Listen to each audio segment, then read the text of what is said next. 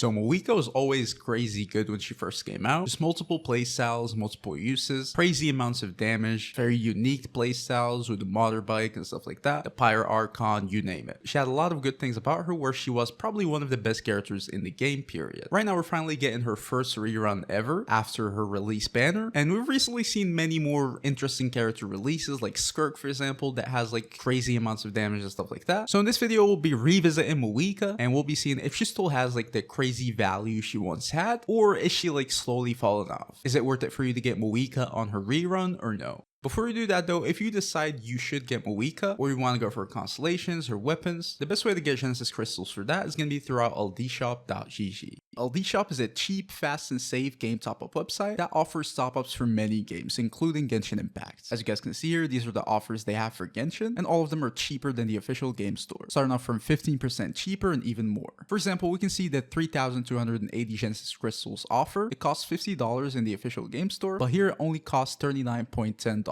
That's 10.89 or more than 21% saved by using LDshop. They also have many other things like bundles, character outfits, Welkins, and stuff like that. But yeah, when you want to buy, just click on the offer you'd like to choose. For example, I'm gonna buy the 300 crystals offer. You only need to enter your server region and user ID. Obviously, make sure they're right, and then click on top up. And then you just choose your payment method, and then enter your details, and then just pay. Shortly after that, you'll just receive the crystals in your account. And right now, if you use my link, you'll get a 15% off coupon and also an extra 5% off. That can save you up to $50. They also have more cool things on the website. For example, if you spend more than $80, that can allow you to win a free Welkin. You can go and check it out yourself, click the link in the description or the pinned comment, and top up now.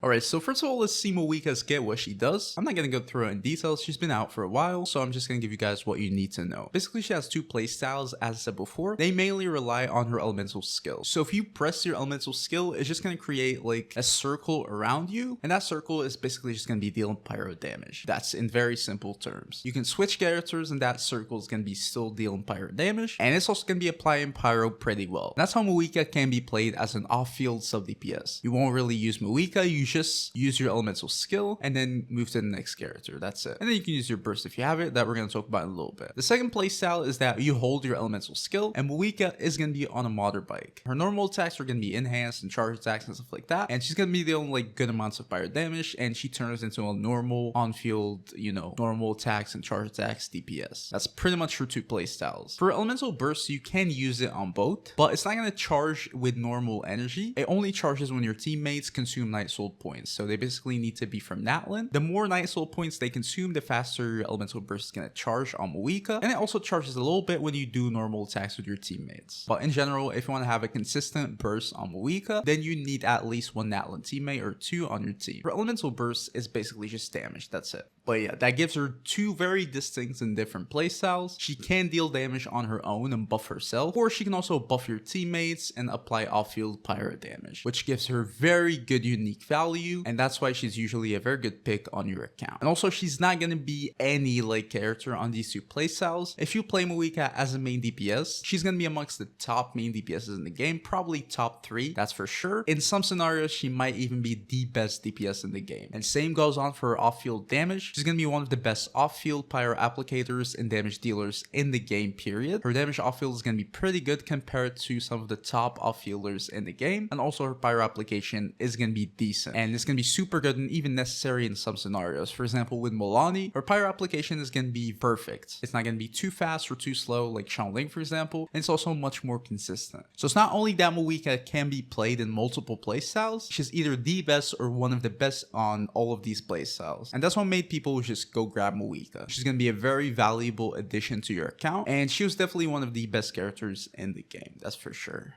The only slight problem with Mavuika is what I mentioned before, which is her teams. Generally, if you want to charge her burst, which is a big thing in her damage, you're going to need Night Soul points, and you're going to need your teammates to consume Night Soul points. She's not going to work with energy or anything like that. Her burst is just not going to charge. You need your teammates to be consuming Night Soul points. They need to be from Natlin for you to charge Mavuika's burst. That's going to obviously limit her teammates, but it's not like you need everyone to be from Natlin on your team. You need like 1 or 2 characters depending on your constellations that we're going to talk about little bit. But in general, having like 1-2 characters on your team from Natlin is gonna suffice. And we have a lot of good free-to-play options from Natlin that you can just fill in with Mavuika. She has a lot of good like free-to-play teams and good premium teams too, that's for sure. But yeah, we have characters like Oron, Kashina for example, Aoife, Lansan. A lot of these characters are gonna be 4-star characters, which I think a lot of people have because some of them were given even for free, and they're gonna be free-to-play characters that you can use with Mavuika. Plus, if you're getting Mavuika, it's probably good to get like 5-star Natlin characters with her and build around her because it's gonna be worth it. But yeah, if we're looking to construct like her perfect team, for main DPS Mavuika, I usually just want to play her with, as I said before, Natlin characters. She's a pyro, so melt teams are gonna be pretty good. So you'd want to pair her with like Sitlali, for example, and then have another Natlin support. You can use like Xiaolin just for like the crazy buffs she's even gonna give you. And from now on, you already have 2 Natlin characters, so the third character can be any normal flex. For example, we use Bennett for the pyro resonance, and that's gonna be one of the best teams in the game right now. But as I said, it doesn't need to be these premium characters. You can replace Sitlali with like Rosaria, for example. She's not Natlin, she's nothing like that, but even having Xiaolin in the team is gonna be not ideal, but enough for you to have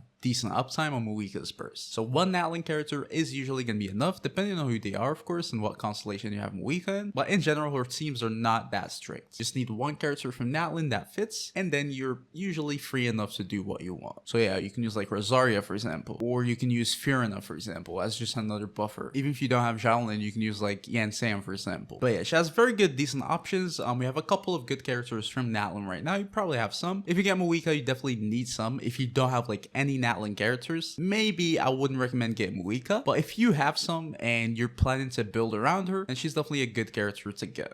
For off-field Mavuika, you can use her as just like literally an off-field pyro applicator. Obviously, she's going to be better with like Natlin DPSs because they also consume nice soul points, so she's also going to have extra damage with her elemental burst. But it's not going to be necessary. Her best like examples of her being an off-field sub DPS is going to be like with Molani. Her pyro application is going to be perfect with Molani. It's going to have like the perfect space with her. It's not going to be too fast or too slow or anything like that. She's going to help Molani vaporize most of her hits, which is pretty good. So you can have like Molani, Mavuika, and then let's say Xiaolin, and the last character can be like Kaza, for example, or Sucrose, or just whatever. But she's basically usable in any team as an off-field DPS, obviously. She's going to be giving you extra damage and also buffing your attack, buffing you with the cassette. She's going to be a top tier support for sure. If you already have her and you cannot decide whether or not to go for Constellations, I'd say C1 is definitely going to be super good. It's going to increase your maximum Night Soul points, and it's also going to make you gain your stacks for your elemental burst 25% more efficiently. So that's going to be pretty good, especially in like teams where you only have 1 Natlin character. She's going to build her burst much more reliably, which is pretty good. So that's going to make her much more flexible. It's also going to give her more attack, which is always good. So C2, although not necessary for sure, but it's definitely a good constellation if you want to go for it. C2 is basically just gonna make her a better support or off-fielder, decrease the enemy's defense, and also it's gonna make her deal more damage if you're on field because it's gonna increase your normal attacks and charge attacks damage and also increase your base attack. So it's also a good constellation. I wouldn't say it's necessary at all though. The defense shred is always like super good, but as C2 it's a little expensive. But it's definitely a good C2. After that, I wouldn't really recommend going for any more constellations. Honestly, I would recommend just stopping at C1. C2 is cool too, but after that I'd say just skip. I mean, C6 is crazy as always, but I wouldn't really say it's worth it at all.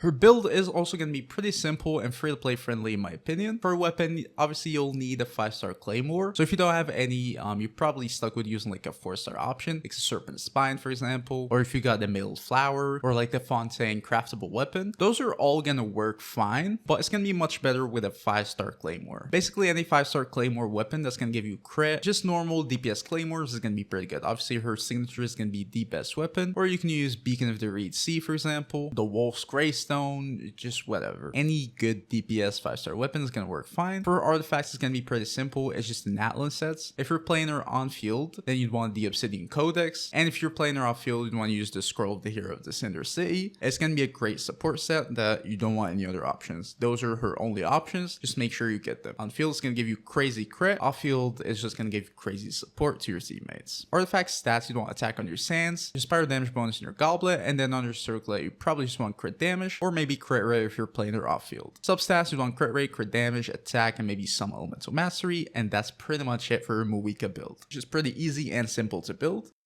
But yeah, that leads me to the final conclusion. Is Mavuika still good right now? I'd say the answer is absolutely yes. At this point, she's still pretty good. Although, to be fair, I do think she is beacon, sort of. We're kind of reaching the end of Natlan right now. So I doubt we're going to be seeing many more Natlan characters being like released. But that doesn't mean we're not going to see any new teams for her. There might be a new DPS that's going to release soon, for example, that is going to have her as like a good support, like a hyper carry, and then you can play other Natlan supports with her. So I don't think she's going to be power creeps on a bad way anytime soon. So yeah, for Mavuika, I think she's beacon right now. Her value is super good. I don't think her value is going to increase, but I also don't think it's going to drop at a fast rate. Even if it drops, it's going to be like slow drops. So yeah, I do think Mavuika is good to get for your account, and I do think her value is still pretty good. You guys leave a like, subscribe to the channel. See you guys in the next video. Peace.